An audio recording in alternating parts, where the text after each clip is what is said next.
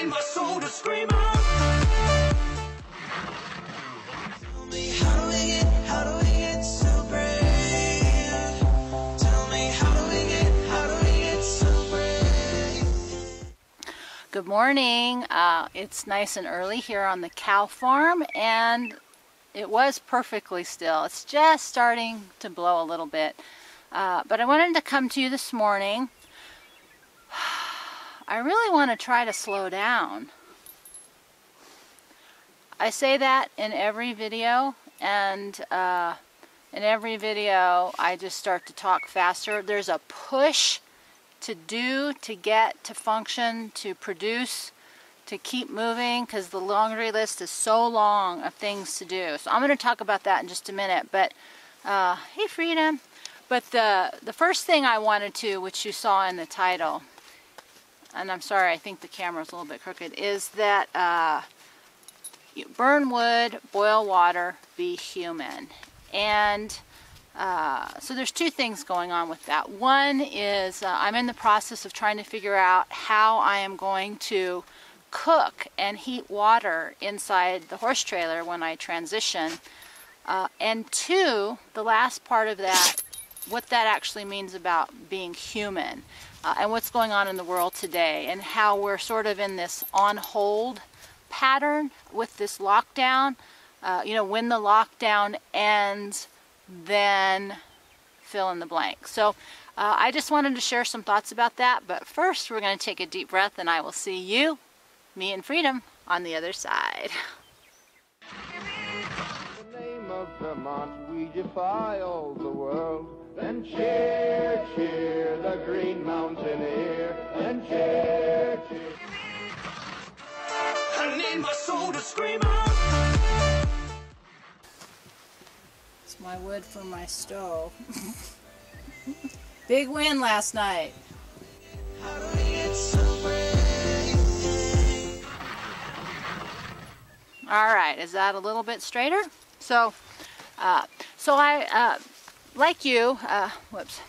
So most of you know, my ability to watch videos has collapsed into almost nothing. But there was a guy I like to watch sometimes, Bjorn something or other from Norway, and he does these talking videos, but he's very patient and melodic. He doesn't have a fast pace to him, and I keep thinking, I want to do that. And one of the things that happens, and I think women will really understand this, is there's all this pressure. There's this pressure in the morning to get things done.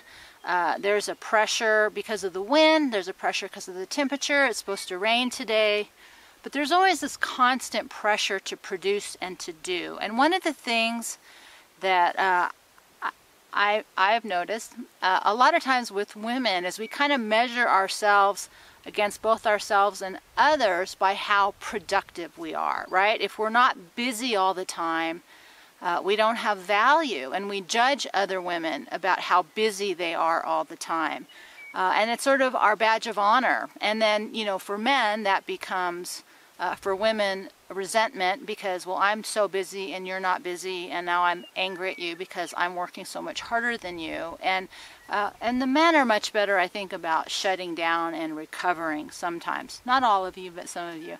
And we get very judgmental about that. And what does that have to do with the lockdown? Well, we're sort of in this false paradigm where all the ways that we were super, super busy have been taken away from so many people. And how do you handle that? And what does the future hold? And so there's this thing, I think, that's happening, and I've been in it forever, sort of this on hold feeling of, when this happens, then I can get back to normal. Or then for me, it's like, well, when I get the trailer done and I can get out of here, then I can start doing the stuff I actually want to do. And like you, that's all kind of been taken away from me, this possible future that I had envisioned for myself. And so I've been thinking a lot about, okay, letting go of what I thought and really embracing what's happening and how do I want to move forward. And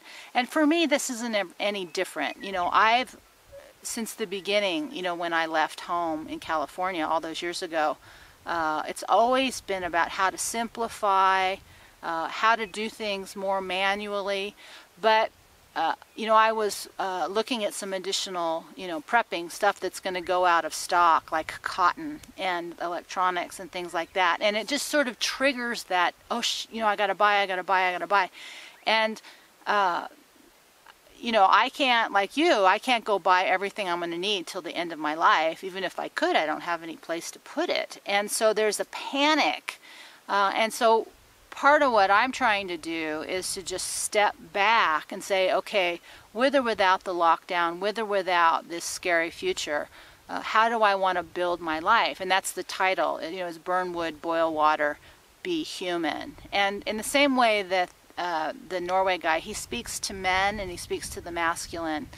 You know, I really think that, you know, I keep thinking, what is my drumbeat? And my drumbeat is really to be human, because I think the future is the marriage of the feminine and the masculine within us.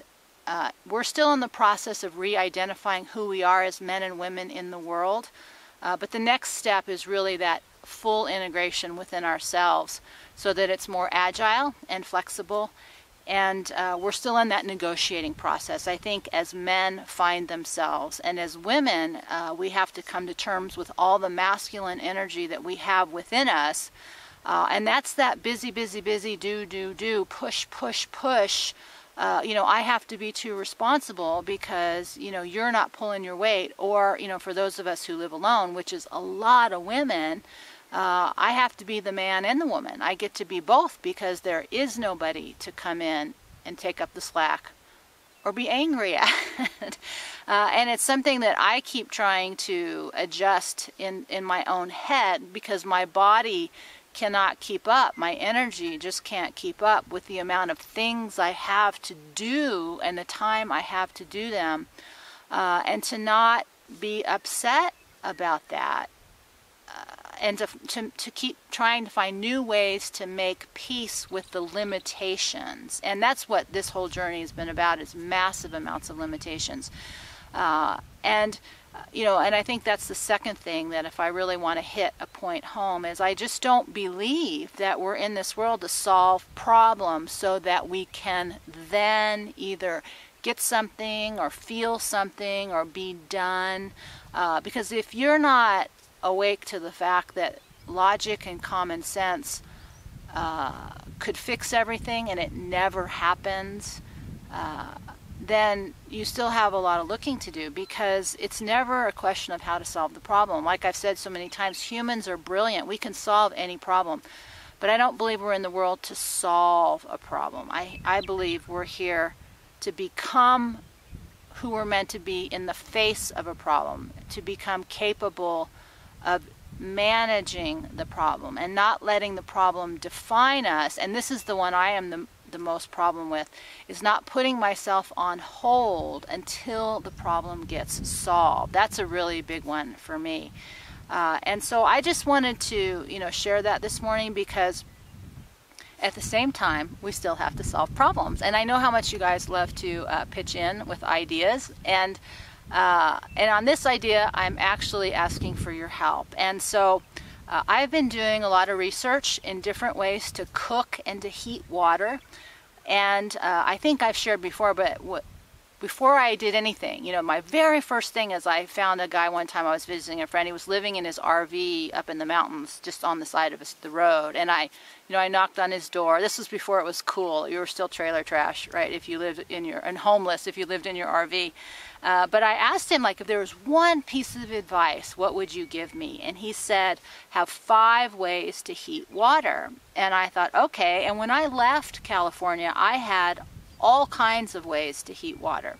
I have gotten exceptionally lazy about that. And so part of my personal goal, you know, of moving into the horse trailer is to be as simple and self-sufficient as possible. You know, I don't want to be dependent on electricity. And in this trailer, you know, I've been blessed to never have the electricity go out, because that's how I heat my house for any extended period of time. And I've had access to propane. And so my two default methods have been propane and electricity. And so I want to move forward into more alternatives, because the other ones I had was a 12-volt battery to heat water, and obviously, you know, the little rocket stove, that thing. But that's not a practical solution, you know, because it's windy so often. And so I've been thinking a lot about different ways to heat water. I've been looking at a lot of different kinds of ways people heat water around the world, the different kinds of cooking setups they have. And so I think what would be really cool is if you guys put in the links, different ways to heat water that we all could use if the electricity goes out. Because electricity is simple, right? That solves every single problem. But my goal is to figure out how to live without electricity so that I'm not dependent. So I'm not stuck waiting for the lights to come back on. I want to have my lifestyle be such that if the electricity goes out, I'm not going to really miss too many beats in the process. Because electricity is comfort, but I find more comfort for myself when I have ways to do things in which I'm not dependent, because that's so much where our anger and our resentment comes from. It's because when we put our control in things external to ourselves.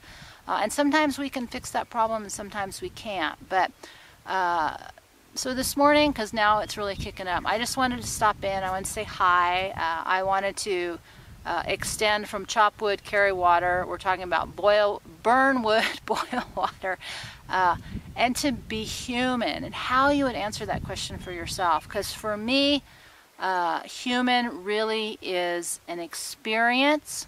It's not a problem to be solved. It's something that I'm here to learn and grow and seek to understand and become. And that's what I'm trying to do with you guys here. A little not so great all the time, but I just wanted to share a little bit of that thought and that thinking this morning. A little bit slower. We're still working on that. But with that, my friends, I'm going to take a deep breath. I'm going to go see if the fire burned the insulation. That insulation is supposed to be fire retardant up to 2,000 degrees. Well, the insulation didn't burn, did it? So let's go see if it worked. And as always, thank you for being here. Links are below. And if you have things you found, ways to heat water, to cook, those kinds of things, put them in the links below, because I think that may be something that might be coming up in the future for all of us. With that, my friends, thank you, and I will see you next time. Are you ready to go back in, Freedom? You look ready to go back in.